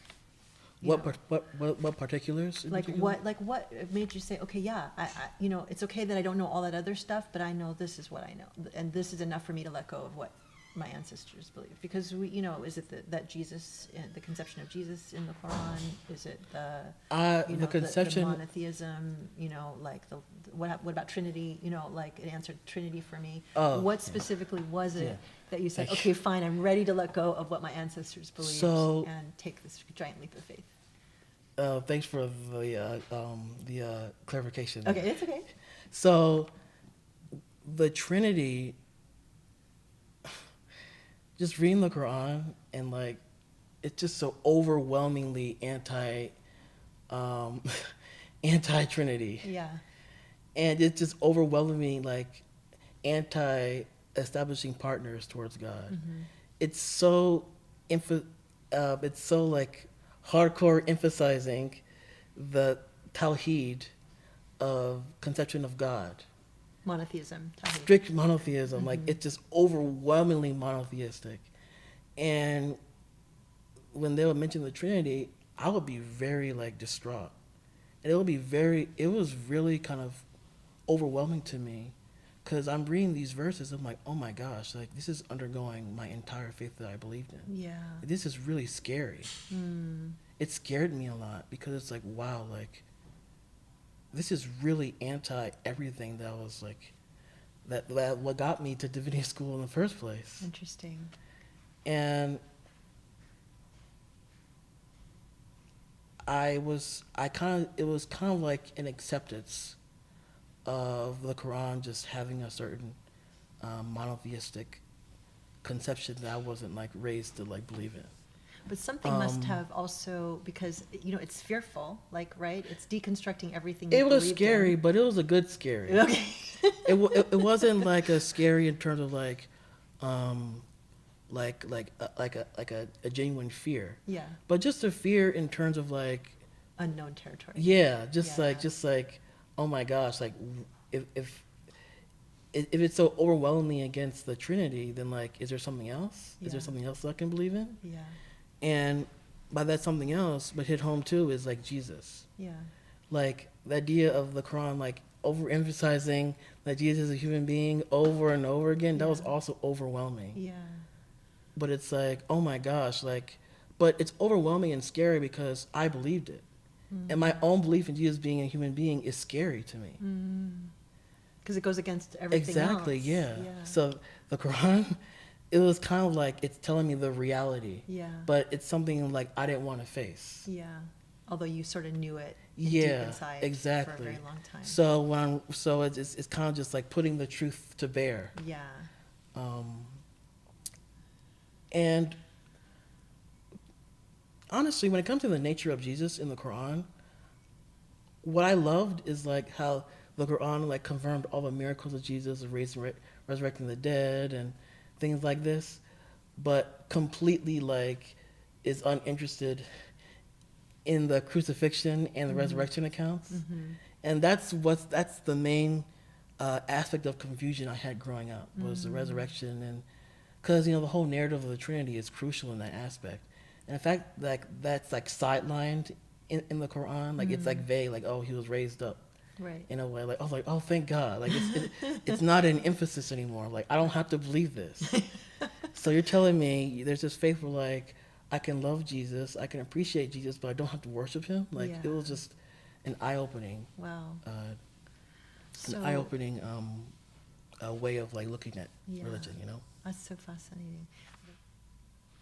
I guess at that point I just kind of fell in love with it so Yeah. much, Yeah. and it's really just about like I can't rationally explain it, but this is from God. Right. Like I can't really explain it, but this is from God. And I reached a point where it's like, okay, like this is divine. And the moment you make that decision, like this is from God, then there's no going back. At least for me, Yeah. and I was just like, this is from God, and if this is from God, therefore the Quran is correct. Yeah. So I have a hypothesis, right, that as I started out saying that in the because it's so difficult in our Islamophobic, age for people to convert. Mm-hmm. That I really believe, and with so many people that I've come across, like, converts have had a divine intervention, right? Something happened, so you had that feeling where it's like, okay, this is from God, and then there's no turning back. It's like it literally requires a little miracle with each person who decides to convert. Mm-hmm. And so it's really like interesting to hear, your sort of divine intervention. But would you say it's like, you had a very intellectual engagement with all of this material from the time you were a child to, the time you got to HDS and found the Quran and jumped in. I mean, like, how would you describe then, when you say it's from God, like, what do you mean? Like, was it just a feeling in your heart? Was it just like the feeling of, okay, this is truth, this is, like, okay, all of this frustration has left me because now I understand. Like, I'm just curious to know, like, I think what was it? the language of the Quran, like, it talks like this, like, it's very like, with absolute certainty. Like, there's no doubt, like, over and over again, like, it's overemphasizing complete certainty. Yeah. And the gospel narratives, they're narratives. Right. And they're written by, just the Bible overall just is kind of like anonymous authors. So that had a tension with me because, that's typical. Like, that's an accepted belief in like just any Christian. Like, it's pretty, from a Muslim perspective, it's like, oh my gosh, like all these different authors, Yeah. But for me, it didn't like give a sense of certainty because of how many different people have written this and written that. But from the Quran, it's like overwhelmingly certain to the point where, like, I don't know who came up with this, but they believe it. Like, I don't know who wrote this or like how this happened, but like whoever had these revelations, like they definitely believe in what, and like them being from God. Yeah. I also read a book, The First Muslims, and the biography of the Prophet and like the early believers, and I was really impressed by the Prophet's story and how he was known as Al-Amin, like the trustworthy. And there was one aspect of the Prophet's biography where, like, towards the end when he went into Mecca, this is a narrative like when he breaks like all the idols, and like the only thing that he spares is a painting with Mary and Jesus. And I really like that because it's just like it's still showing like a sense of like respect to the religion that like I kind of grew up in. And it was just an overall kind of emphasizing that Christianity was even though Christianity was obviously like not particularly like the truth, it still was like respected within the Quran, and I really appreciate that. Like, okay, like it's not like completely bunk, like there's still there's Right. good stuff in there too. Right. Exactly. So I'm curious, like you said, most of your life it was really an intellectual engagement, and in terms of like, at what point did it, or if like, did it transform from being more intellectual even to like that connection with God, like building a relationship or an intimacy? If it Do you mean like after conversion or in after the process? conversion, or in the process? I mean, So- like, when did it become not just an intellectual engagement? So when I would be in like Christian congregations growing up, it was a really painful experience for many like explanations, but the core idea of it is like, imagine being in the pews where everyone else is praying, everyone else is doing this, and like it felt like I was just going through the motions. And from an institutional point, I would think like I would be frustrated and angry because it's like, why can't I believe the way they believe? Why can't I have these same spiritual experiences that everyone else does? Like, what's wrong with me? Right. And when Islam came, it said like, "Oh, there's nothing wrong with you, Hiram. Like you just weren't in the right religion for you." And now I'm kind of out of intellectuals, like intellectualizing God as kind of kept if you convert, because there's a certain certainty. So it's like, oh wow, after you have certainty and you convert, I realize this is only the start of my spiritual journey. It's not the end. You're Muslim and you're all of a sudden, Yeah. you're this ultra spiritual person. Right. And it took me a while to really understand like religious practice and connecting to God outside of the intellectual space. Like the idea of praying 5 times a day, like it was overwhelming for me. Because it's like you're asking someone who's never prayed sincerely a day in his life to all of a sudden you need to pray 5 times a day. Right. And just you're asking someone who kind of endured church Yeah. to just go to the mosque and like hear a khutbah without like kind of tuning out. Yeah. Interesting. And just being kind of without tuning out and being disinterested Right. in what's being said. Right. So yeah, that was a big struggle, and especially with Ramadan, Yeah. because it's like, oh, not only you have to fast, Right. it's within this certain period of the day, Right. and you also have to like eat a certain way so you don't get dehydrated and so on. Yeah. And that was a huge cultural like gap Yeah. Yeah. for me. One aspect of Ramadan that I really kind of frustration kind of peaked.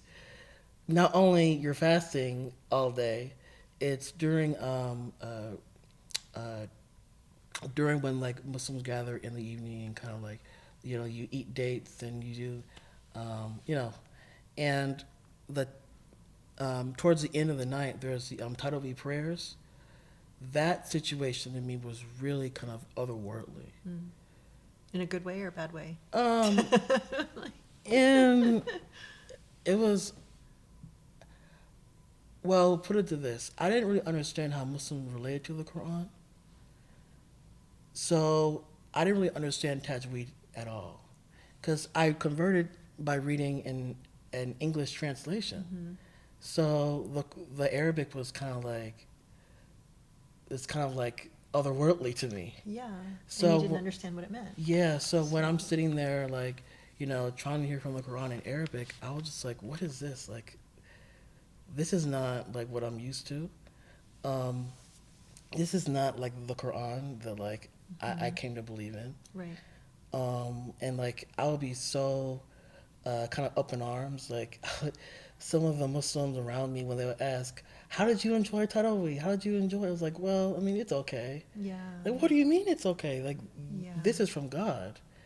And I would say, well, you were raised like verbatim, like this is verbatim from God, but the Arabic text has a certain power to it that I did not know. And when I took ironically, there's a Tajweed class at HCS, and when I took Tajweed, started really understanding the basics of it. I was like, oh, now I get it. Like, now I understand why recitation is important. Now I understand why memorization is important. Because the idea of reciting, it's like you're commanding the divine presence. Even the recitation itself is divine. Because the Quran itself is divine. And now that makes sense of terms of like, the practice of Tarawih and how it matters so much to Muslims. It's just one instance of many. Yeah, no, for sure. I mean, like I didn't have that experience when I converted, right? So like in terms of understanding, okay, what's the purpose of tajweed, or what is the importance? I mean, it was more like that experience. Okay, I came through intellect, through books. I don't understand Arabic. I still don't, and so a lot of times you don't, if someone doesn't explain to you or you don't really understand, you're like, now this is so, especially for people who are intellectual, you're engaging with ideas, you're understanding, God and developing that relationship. It's like now you've been put into something that you're so new, first of all, so it's really hard to determine, okay, well, is this part of the religion? Is this part of the theology? Is this part of the culture? Yeah. Is this part of the ethnicity? You know, like, is this different if you're from Pakistan versus if you're from, you know, Afghanistan or Indonesia, you know, like, and so it's like all of that is kind of mushed together and you don't really quite know, but you're not, you know, Afghani or Pakistani or Right, Indonesian. yeah. So it's like, okay, I'm American and I speak English and I want to connect with God in a way I understand. So much confusion, right? But at the same time, it's like, I mean, and you really like jumped, you know. I know, yeah. It's like, whoa. Just immersed. It's just immersed. But so, I mean, so let me then ask you, like, how did you navigate kind of those early days? Because, you know, a lot of people, like, they convert and then because they don't, like, it's so much, it's so overwhelming, you know, and they go, oh my God, what have I done? You know, maybe they don't stay because they don't have something that keeps them in.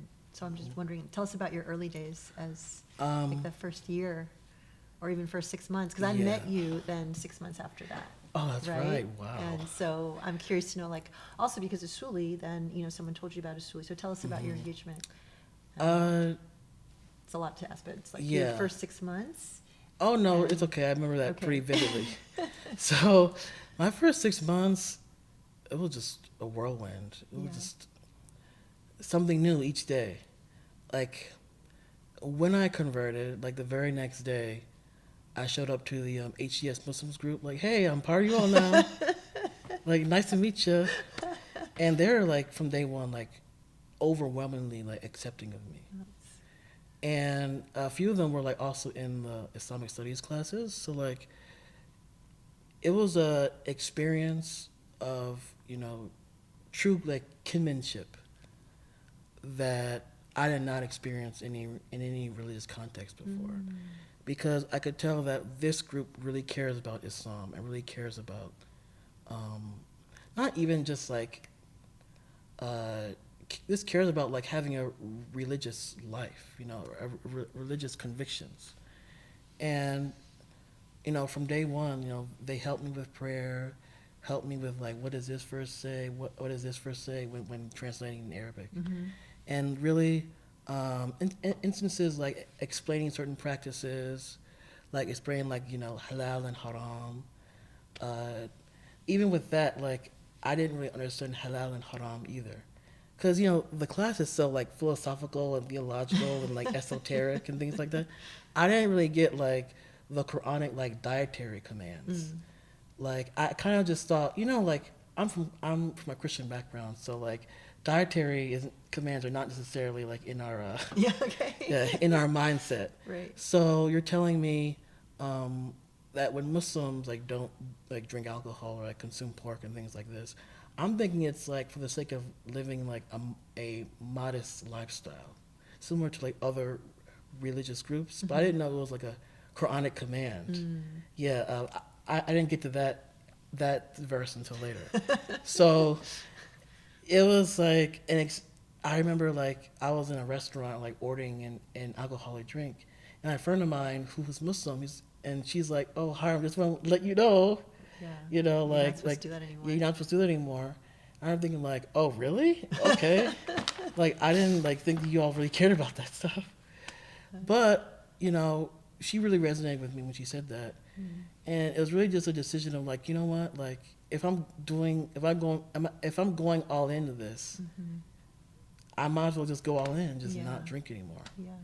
And I remember, like, I was sitting on the couch one day and, like, I had, like, a can of beer and just deciding to just, like, go into the trash can and just pouring it out.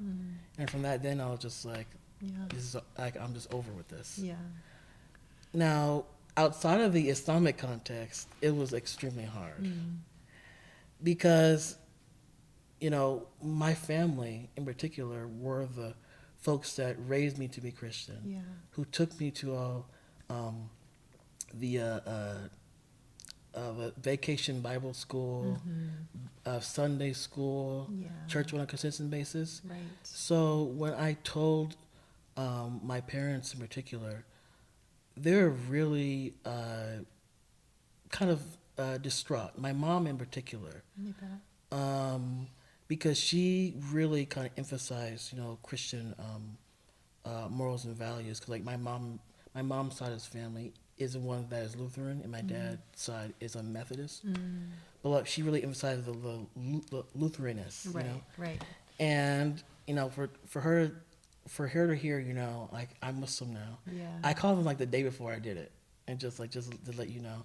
And they were just like, "What? Like, why would you do that?" You know. Yeah.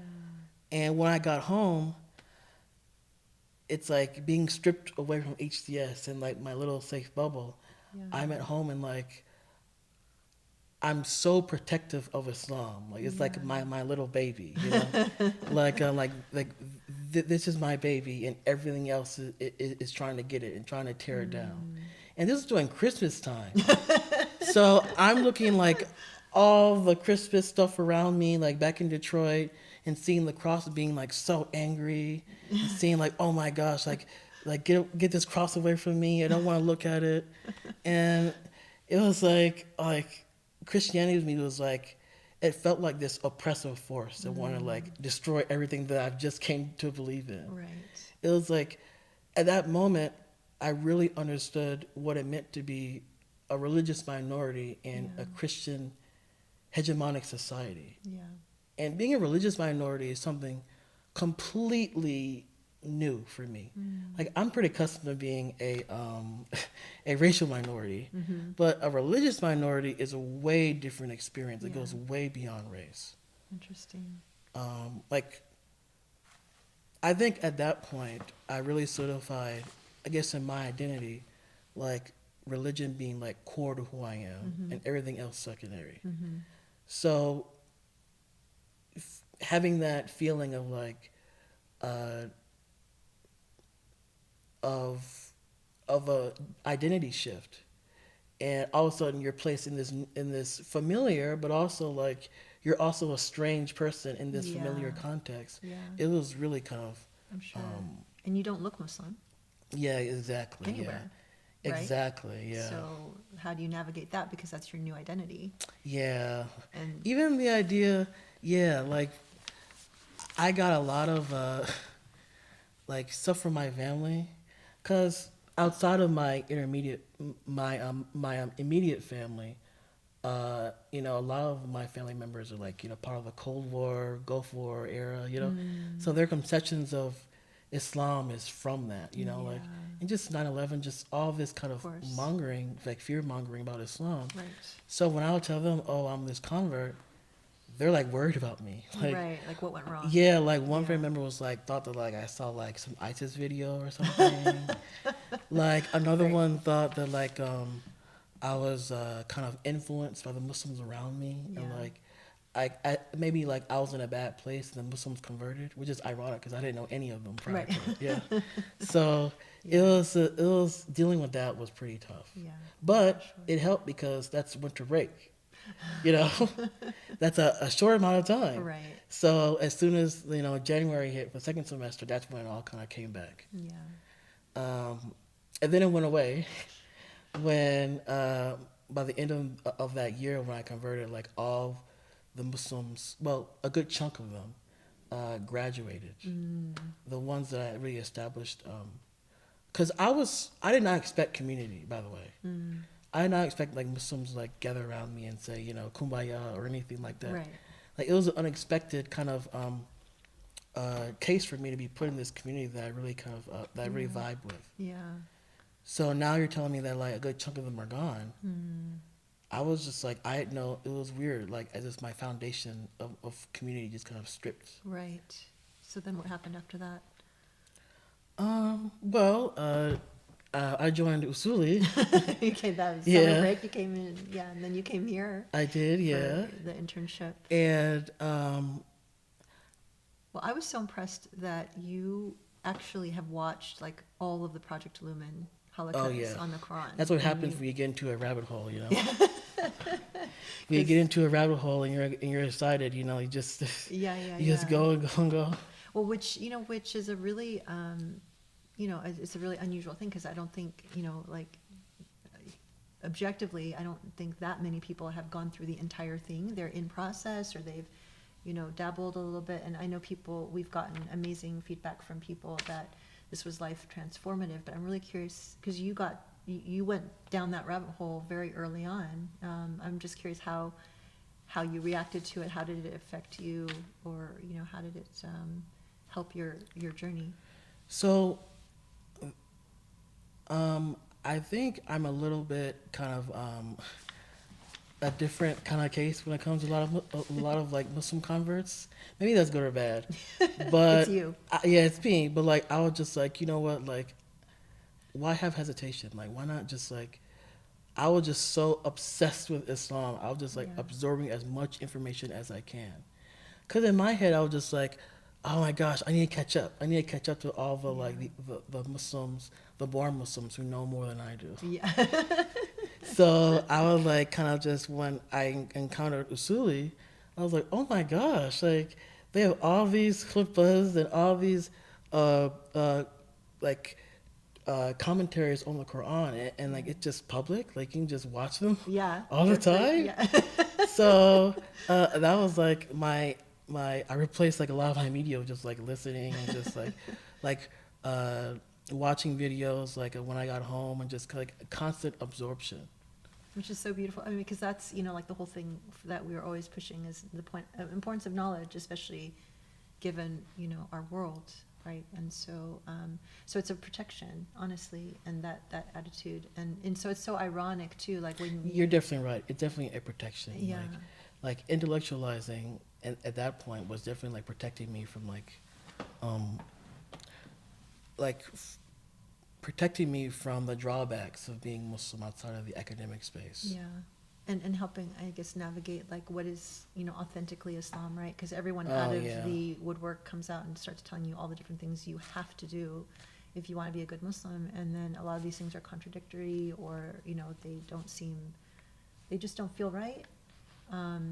Well, I think HCS was important because a lot of the Muslims at HCS are just like, even like on the grad school level, at least for Harvard, like Mhm.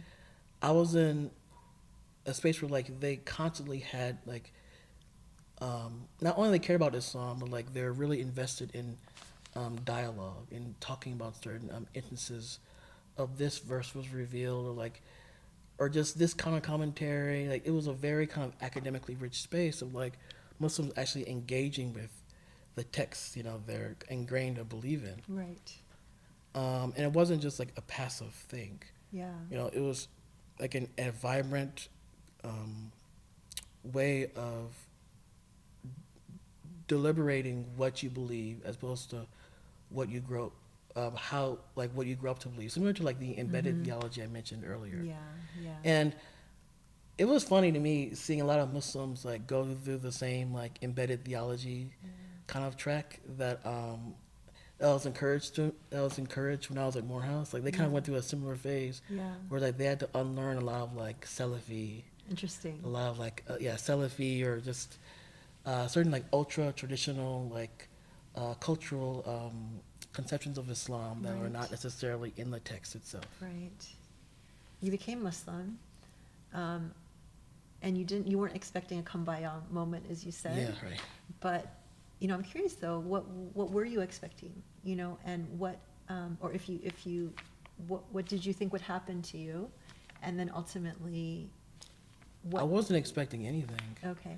Like, honestly, when I converted, I remember that feeling like I didn't care what happened to me. Like, Yeah. I didn't care if I died the next day. Yeah.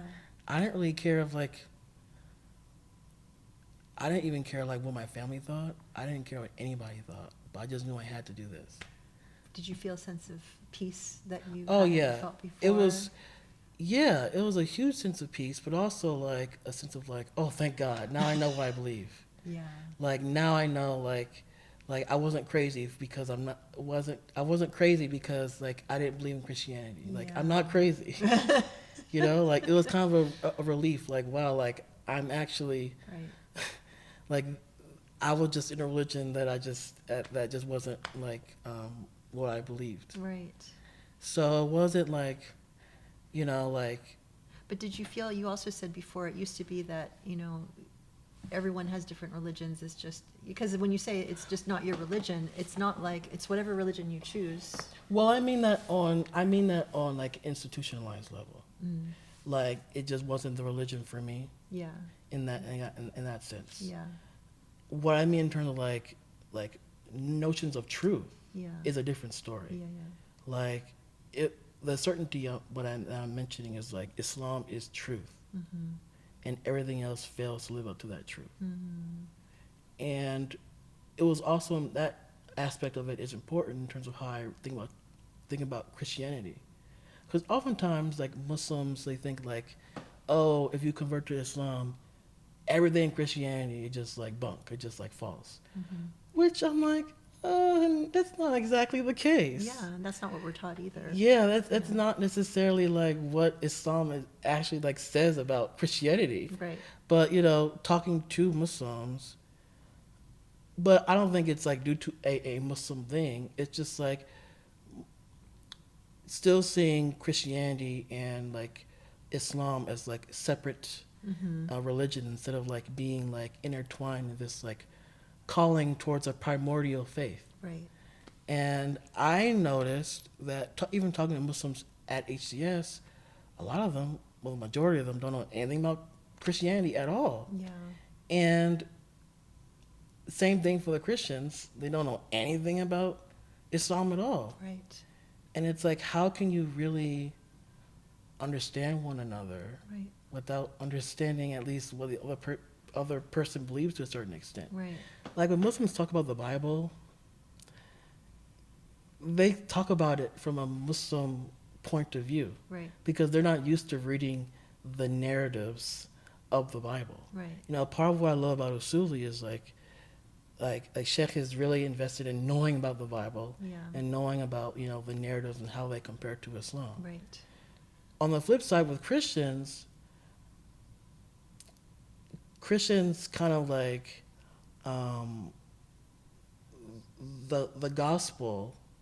Well, there's different problems with like how they're dealing with it, but I guess for Christians, it's just kind of a similar take on like how is this text relevant for us in the modern day? Because for the Gospels, it's like relying on miracles. Jesus is doing this and doing that and doing this, but it's like miracles to me is not really like a lasting like Yeah. foundational Right. like it doesn't like inspire conviction in a way like the Quran does. Mm-hmm. So a similar but different issue with Christianity is like interpreting Islam, because since it's just such a different kind of text, it's hard to see it, and the concepts are like a lot similar. For Christians, it's hard to see it as like as not derivative Right. in a way. Right. Well, so it's interesting because, like in the tafsir, Sheikh talks about how in the age of miracles, that was important, but then Yeah, exactly, we yeah. evolved right to now the Quran is our miracle. We, miracles are great if you see them, but then after that they become mythology. Right, Right. yeah. So now it's about us and our intellect and taking it further. People often ask like, okay, what do you wish that someone had told you before you converted, or upon your conversion? What do you wish you had known? Well, I do think I was in a very blessed position of being at a divinity school Right. where learning and engagement with the text and different like aspects of religion is encouraged. Right. It's part of why you're there. Right. Exactly. So a lot of convert experiences sometimes initially I had trouble like resonating with, because for a lot of converts sometimes like they know Muslims, I didn't know any Muslims, or like they convert because of the practices of Islam. I did not convert to the practice of Islam. Like it was strictly the Quran. Yeah. So I kind of often when I see converts, it's just like, what kind of Islam did you convert to? Like, what kind of Islam? Like, do you believe in the same Islam that I do? I mean, yeah, you do, but like the certain There are interpretations so many of it. different kinds. Yeah. Yeah. Yeah.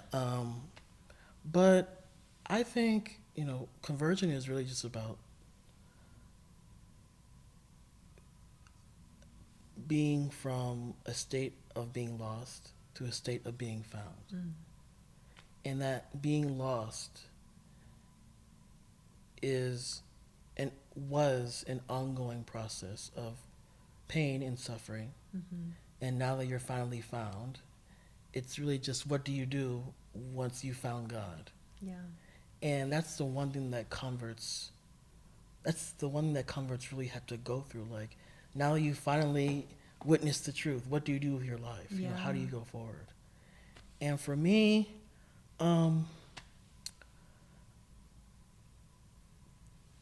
I think it really comes down to having trust in your Creator and doing your part. Mm. And for converts in particular, that may be interested in Islam or like on the verge of like converting. First of all, do it. Second of all, and even if you're on the fence, do it anyway, because at the end of the day, when you're dead and you see and you see the angels in front of you that have been a part of you your entire life, and you see the record, it's, imagine like your record saying like, oh, like you did not convert to Islam even though you thought it was a great idea or you thought it was a beautiful thing. Like, at that moment, think about how like regretful you would feel. Think about how sad you would feel. I mean, whether or not, you know, there's one thing that you believe in the afterlife, but there's another thing of like, you see, like you made the bad decision in the afterlife. You know, that's a really like painful realization that I did not want to go through. Yeah. And I hope that if someone is on the verge of converting, that if they do convert, which you should, please think about that day when you're in front of your Creator, and make sure that whatever decision you make, God is pleased with what decision that you made. And it's more than just converting to Islam. It's like what kind of life that, now that you know the truth, what do you do with your life? How do you conduct yourself? How do you engage with others? What does it mean to be Muslim aside from just having that certain belief? Like, you convert to Islam is one thing, but being Muslim is another. Like, adhering to believing in like moral claims of like truth within Islam is one thing, but actually actualizing them in real life is something else. And overall, it's just about what you do, even after accepting conversion, but also, you know, at the end of the day, you know, in front of your Creator, what the Creator's response is important in terms of how you kind of relate to your. Does it make sense? It's beautiful. Okay. Yeah, absolutely. So now that you've been found, what are you going to do with your life? Yeah, right, yeah. Well, we'll end with a really easy question, a little softball. What? Yeah, huge softball. But, you know, like, yeah. Now what, Hiram? So I just completed Middlebury Arabic language program, and it's an accelerated Arabic program for like these past 2 months.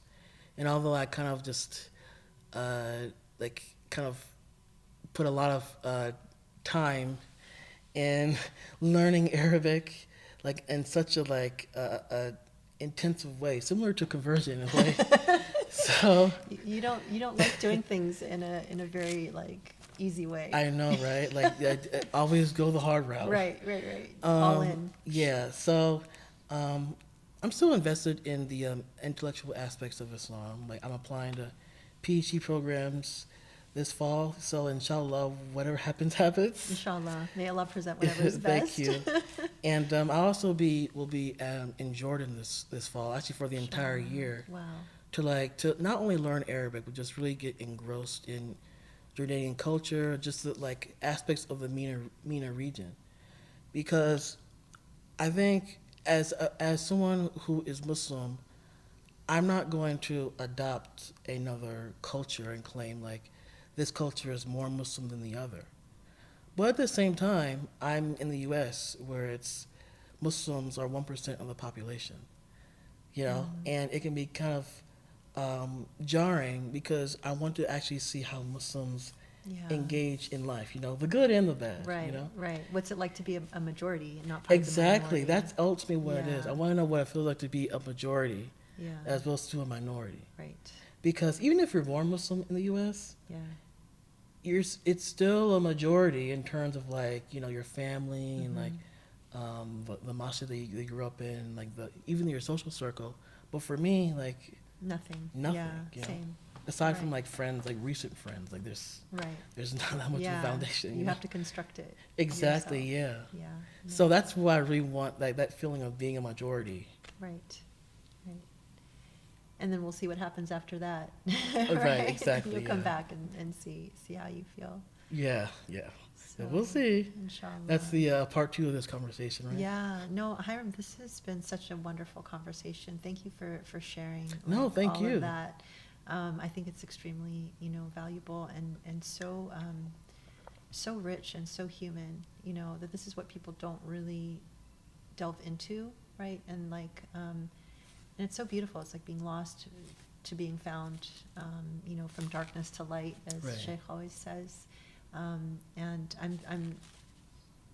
I'm on this journey with you, and may we all end up, with certainty and beauty. And so, Right.